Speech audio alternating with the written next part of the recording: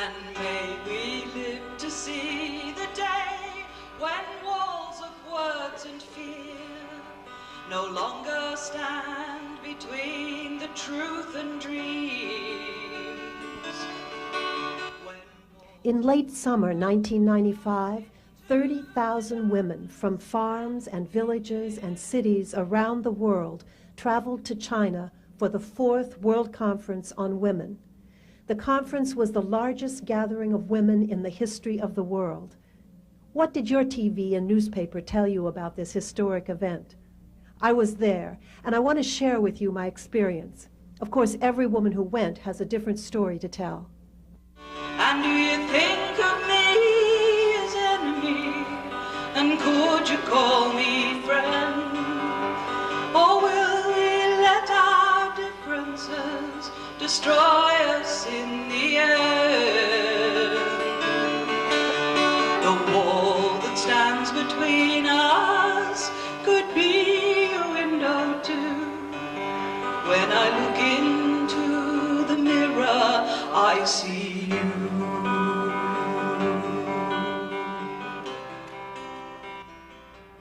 At the 4th World Conference on Women, representatives of governments of 185 countries gathered in Beijing to create a platform for action, a commitment to equality, development, and peace. Women's equality in partnership with men, women's development in better jobs, better housing, and better health, and peace in the home and worldwide. Rise into the darkness, and we dare. In the past, at international conferences, the issues most important to women with little or no income have been discussed by professionals. This time, so grassroots women could speak for themselves, the National Congress of Neighborhood Women initiated a 50-50 campaign. To get rid of a barrier like the expense, they encouraged our government and other women's organizations to sponsor one grassroots woman for every professional woman going to China. I'm from Bronx Leadership Support Network. It's like 5 o'clock in the morning, okay? And National Congress of Neighborhood Women. All right. Please don't ask me why am I going to China. And why are we doing this interview at this hour? Because there was absolutely no other time to do it. Yeah, okay. We've been trying to get together this delegation to go to China, and because of all the work, there was just absolutely no time to do it.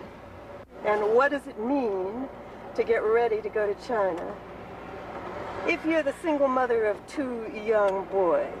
It means making sure they can get into school while I'm gone, giving them some pocket change, making sure that child care is taken care of, extra keys for the house, food in the refrigerator, money in the bank. My backup fell apart yesterday. What do you mean your backup fell apart? I think my niece is having a nervous breakdown. I haven't seen my nephew. Those are 2 of my backups. What were they going to do? Sleep with my children overnight, but my daughter's girlfriend said she'd do it. So it's like now while I'm on the on the plane. You don't know which you're going to be on? I'm on the plane. But I think pretty much everything is okay. The kids were sad to see me go. Yeah. Did they get up this morning or did they sleep through? They tried to stay up and they fell out. They fell out about 3 o'clock. They tried to stay up all night long. My mother, who is 76 years old, came to my house. I was sitting in my house when I came from the drugstore. Does she usually come to your house? No, to make sure she saw me before I left. So, but what did you think, as a neighborhood woman who does a lot of community work in the Bronx, what did you think this whole China trip, is it just an adventure? No. Is it an adventure?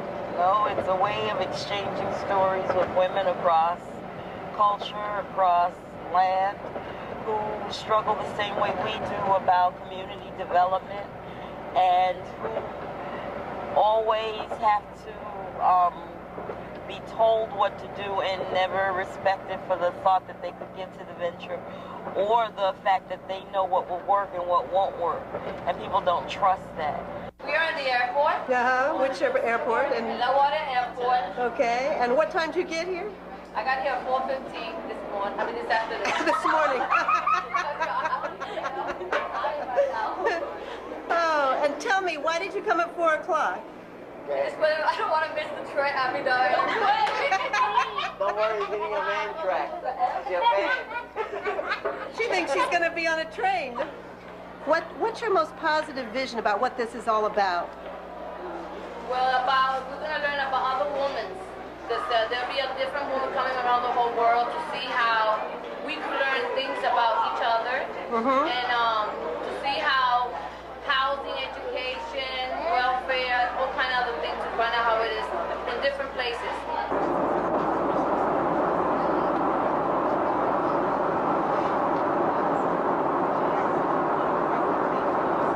I know that women keep a community centered. Yes. You know, the spirituality, the children, the growth, the development, the education, all of that. We are the groundwork, the foundation of every community. And to be in China with women all over the world is a power source as close as you can get to a higher power. When we arrive in China, thousands of Chinese college students, volunteers, meet us and practice their English as they guide us to the right registration line or the right bus to our hotel. Concerned and playful, hotel personnel struggle to communicate. Slowly. I think I speak slowly. I think I'm learning English slowly. Language is hard. Yes. It's hard, difficult. Yes, I think the English difficult. I think the Chinese is difficult. You see? The spirit of the gathering is awesome, a source of power.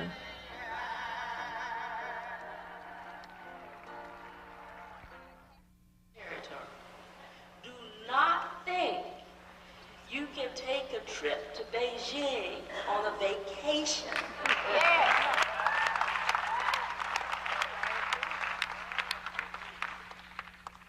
If you are involved in transforming human culture worldwide around the status of women, you are in a very dangerous business. So won't you help me sing these songs of freedom? That's all I ever have. Redemption songs. Redemption songs. Hey, welcome. Have you heard the term NGO? It stands for non-government organization, like the Red Cross or Grassroots International. In the U.S., we call them nonprofits. In the international community, the abbreviation NGO is used.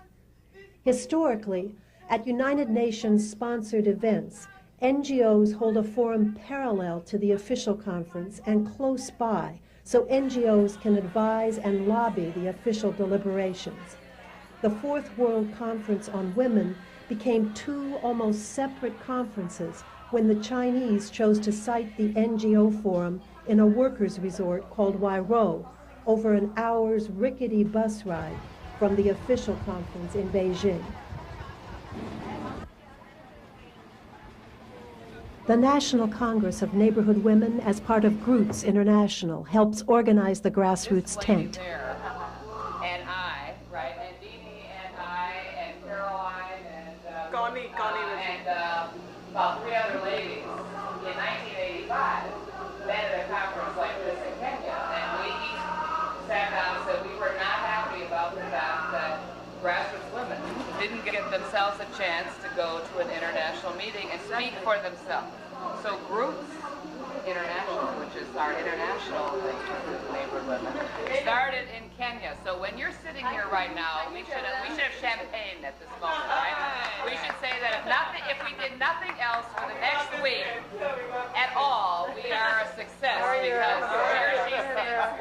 Not only are you all here, but we have a space, and this is been a battle. Just whatever the space is, we've had a battle. Oh, look at that. Beautiful.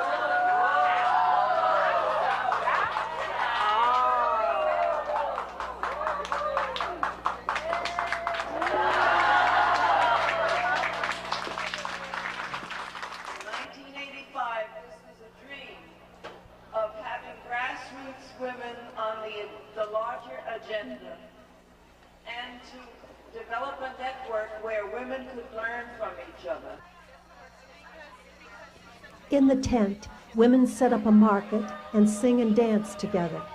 The tent is home to many women for the 10-day NGO Forum in Huairou. About Ruth's role in this study and how it fits into what's happening this week. But before I do that, I've been asked...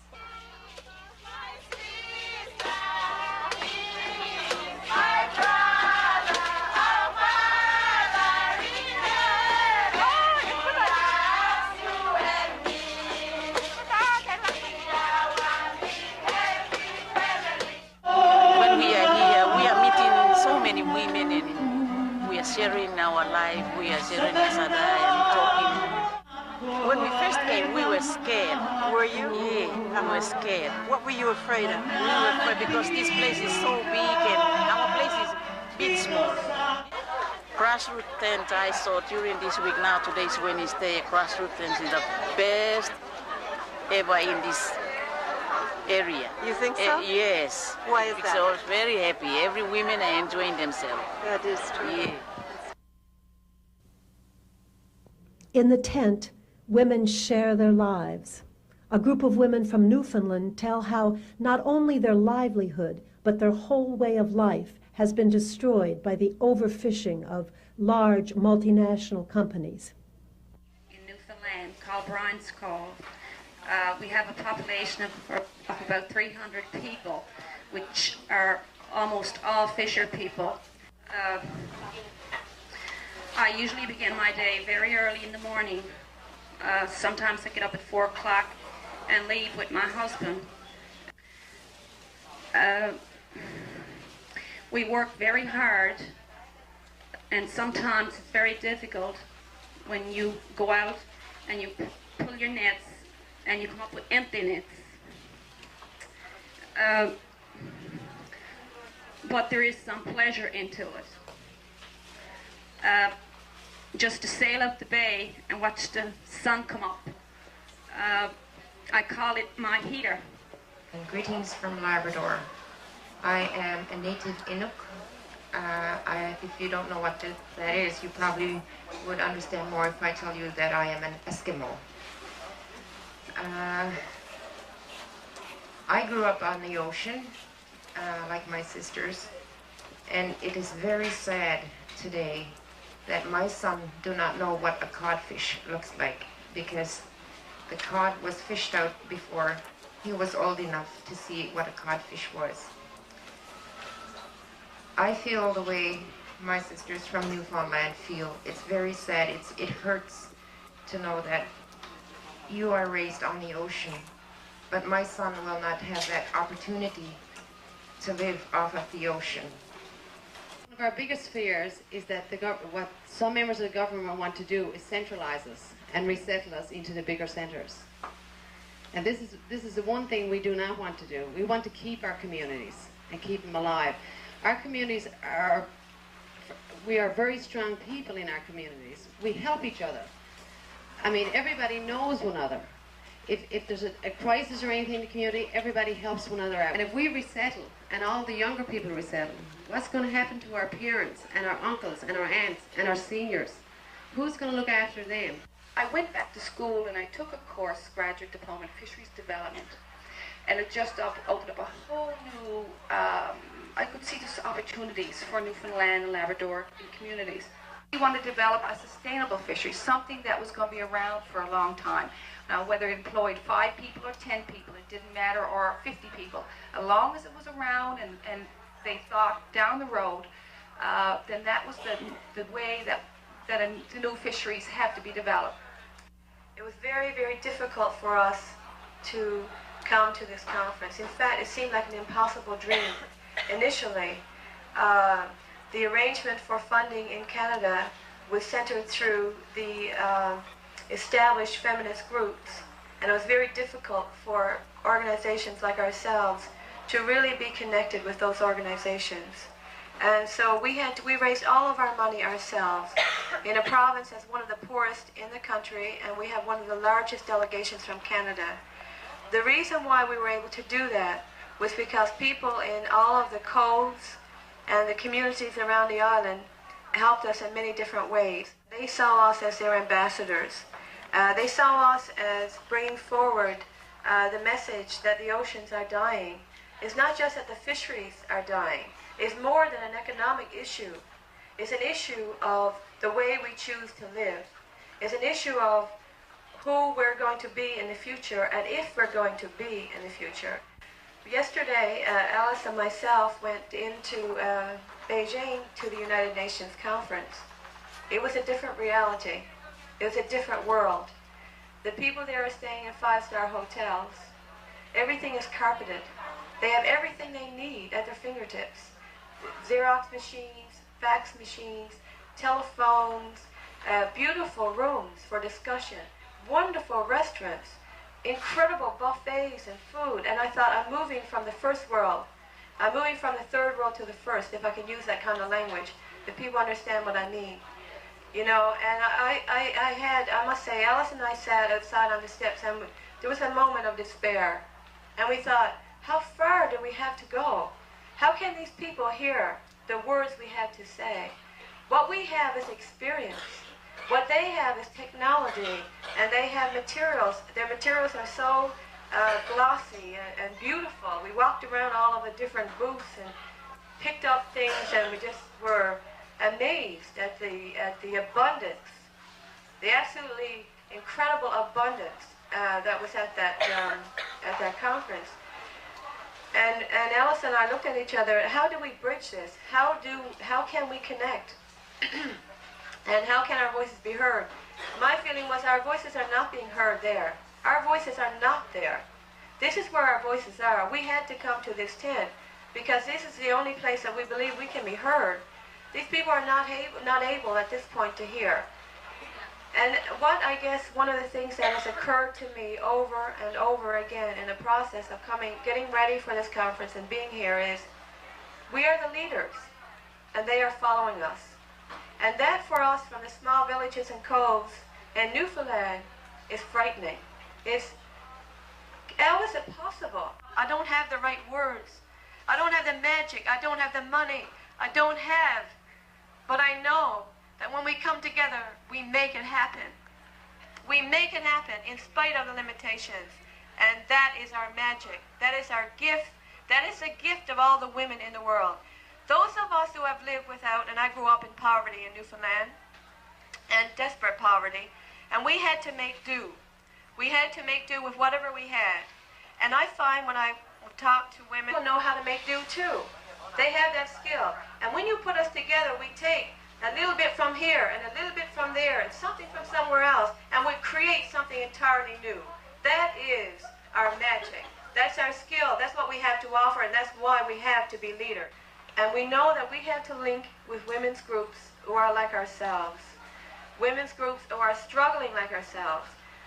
We don't profess to be experts in what we're doing. We don't profess to know how to do what needs to be done. We just have the will to do it. We have a vision and a will. In the process, we make mistakes. In the process, we hurt each other. In the process, we stumble and fall. But the key is we pick each other up again and move on. Community is not something that you fall into. Community is something that you work at day after day after day. And community is something that you fall out of all of the time. And we fall out of it. We fall out of it. And then when we fall out of it, we have to have the courage to say, we're out of community. And we've got to come back into it again. Because if we don't, and we're the leaders, where's everybody else going to be? Our strength lies in living in the shelter of each other. That is where our strength lies. Our strength lies in building community around the world. In the southern part of India, we have places where they have set up power stations. They're sending water in the ocean, which is high in temperature and has disturbed the complete ecological balance of that area. They have been able to reserve certain parts of the ocean for their own, and they have been able to do some amount of sustainable fishery. So I am sure that when you mobilize people, we can all go forward and save our oceans, which connect all of us. I'm really happy to be here today. By chance I was here, but I'm very happy, and I would like to take your addresses and pass on to our comrades over in the Fisher Town, and we'll all work together. I'm an indigenous woman. I come from a Pascagoula tribe.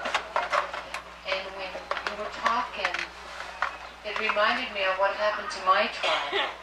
When you take away the form of livelihood from the people from which they live, they really suffer. I have 2 channels on my TV, and I know exactly what's been happening. I know about the confiscation of the fish that other countries have been able to fish where Canada hasn't been allowed to fish. And, you know the countries that are involved. So I think that you have to really exert force on an international level. And I think you will have to learn also from the Aboriginal people from Canada, because we've been through it all Aboriginal people all over. That when another culture is foisted on you, and I think the culture that's being foisted on the New England fisheries is the multinational corporations, and you've got a big fight on your hands. A song of unity, it's a song of healing, and I hope you join us. Ina na ho ho hine, ina na ho ho hine, hine.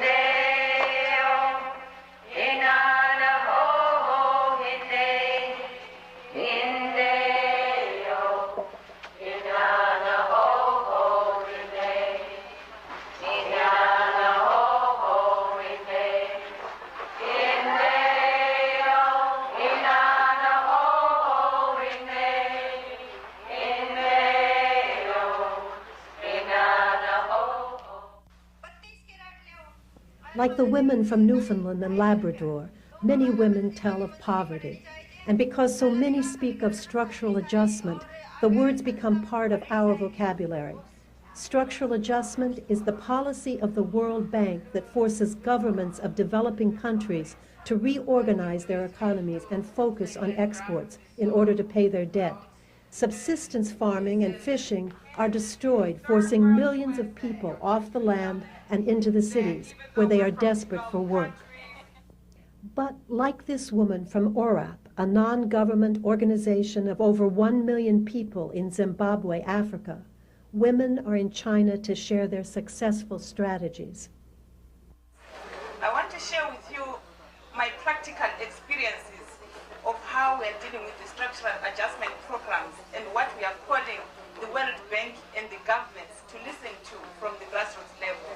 Our emphasis has been on what is wrong and what has gone wrong.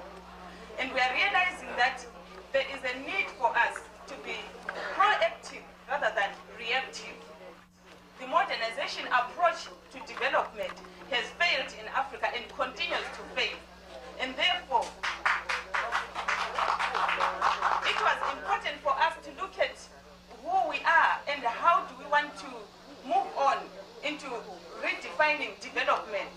And we looked into our culture and sifted the good and the bad and decided to build the development process upon our cherished values. For you to be called a human being is because of how you relate to others. And in that process, therefore, what is called upon you is to respect others and have mutual respect with the others. It is important how you react to others. And if you look at the policies of the World Bank and our governments, you wonder whether they respect a human being, because instead their policies are dehumanizing. And based on that Ubuntu, we came out with the philosophy of the organization, which is really our strength, that of self-development, Zenzele, beginning with Zikoke, which means self-mobilization, taking responsibility for self-development, and then Zimele, which is self-reliance, based on